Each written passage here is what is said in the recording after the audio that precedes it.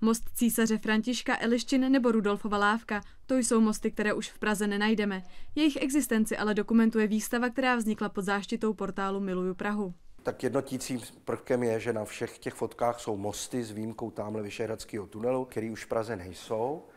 Jeden z nich je například tady to je Rudolfova lávka, která stála v Praze od 60. let 19. století až do roku 1914. K vytvoření fotografií se používala dlouhá expozice a technika světlotisku, kterým se fotografie dobarvovaly. Ty materiály, na kterých se fotografie zaznamenávala, byly nekvalitní, takže se musely dělat dlouhé expozice.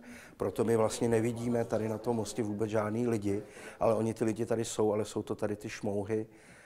To jsou vlastně pohybující se věci, tohle to možná je nějaký vůz. Muzeum Karla Zemana hostí výstavu Mosty i proto, že se také nacházíme pod jedním z nejvýznačnějších mostů v České republice, tady pod Karlovým mostem.